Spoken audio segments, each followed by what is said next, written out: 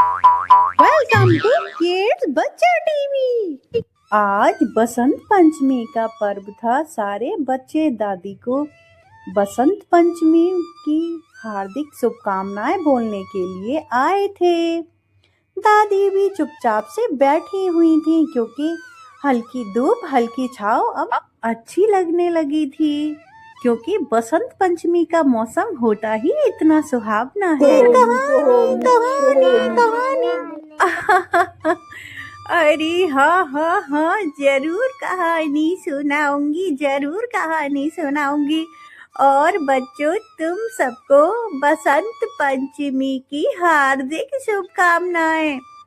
बसंत पंचमी के दिन माँ सरस्वती की पूजा करनी चाहिए। तुम लोग उनकी पूजा वंदना करके तो आए हो ना कहानी सुनने के लिए। आज एक कहानी सुनाती हूँ, राधा जी का मान और कृष्ण की व्याकुलता। एक पौराणिक कथा के अनुसार बसंत पंचमी के पावन अवसर पर निकुंजों में उत्सव की तैयारी चल रही थी। पूरा ब्रज पीतांबर यानी कि पीले रंग के फूलों से सजाया गया था।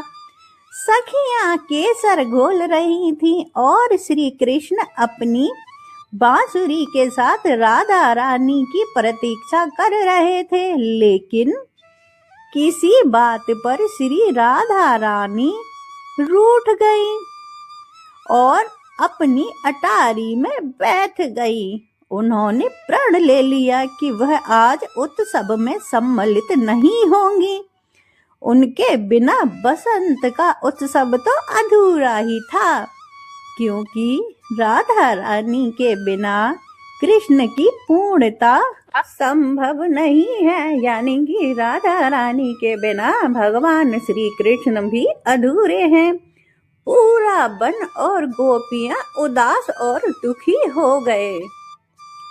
सखी का भेष और कान्हा की चतुराई। जब श्री कृष्ण को ज्ञात हुआ कि राधा जी का मान बहुत गहरा है, तो उन्होंने एक अनूठी लीला रच डाली। कान्हा ने एक सुंदर सखी का रूप धारण किया और हाथ में बीड़ा लेकर राधा जी के महल की ओर चल दिए। उन्होंने स्वयं को एक गंधर्व कन्या बताया जो मधुर गाना और वादन में निपुण है। जब उस अज्ञात सखी जो भेष बदलकर कृष्ण थे, उसने बीड़ा बजाया, बीड़ा पर बसंत राग छोड़ा और सरस्वती वंदना के साथ प्रेम के पद गाए, तो राधा रानी का हृदय पिघल गया और राधा रानी मंत्र मुग्ध होकर अपनी अटारी से नीचे उतर आई।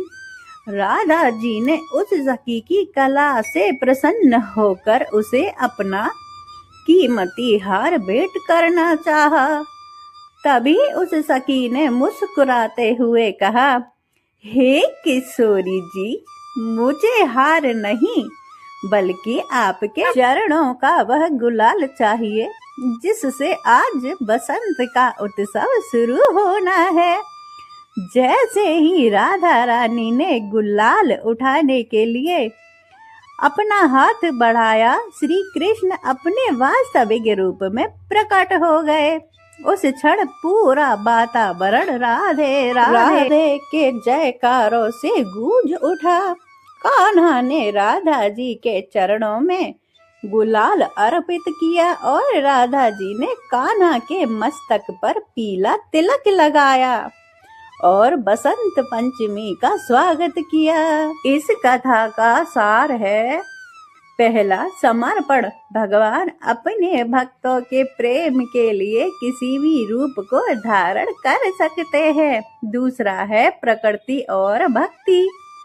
ब्रज में बसंत केवल मौसम का बदलाव नहीं, बल्कि यह जीवात्मा यानी कि राधा और परमात्मा यानी कि कृष्ण के पुनर्मिलन का प्रतीक है। इसी कथा के आधार पर आज भी ब्रज के मंदिरों में समाज गायन की परंपरा है।